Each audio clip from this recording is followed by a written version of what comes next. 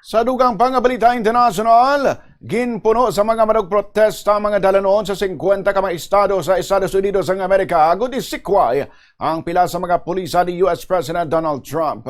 3,300 ka separado nga mga rally ang ginhimo sa lain-lain nga mga states.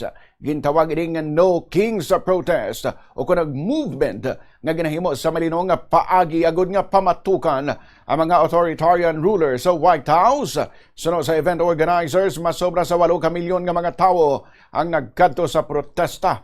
Lakip sa ilagin singgitan nga pamatukan nga mga pulisa among gera sa Iran, ang immigration enforcement, kagang mataas naman nga galastuhan sa palangabuhian.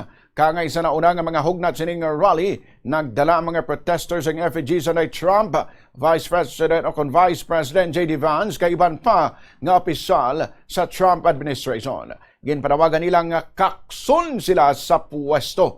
Isa sa flagship No Kings Protest o kung ginpanawagan nilang nga kakason sila sa pwesto. Isa sa flagship No Kings Protest na tabo sa Minnesota sa digin ginpatay ang isang federal immigration agents, ang duha ka American citizens nga sanday Renee Nicole Good kagalik sa Pretty Sang Enero.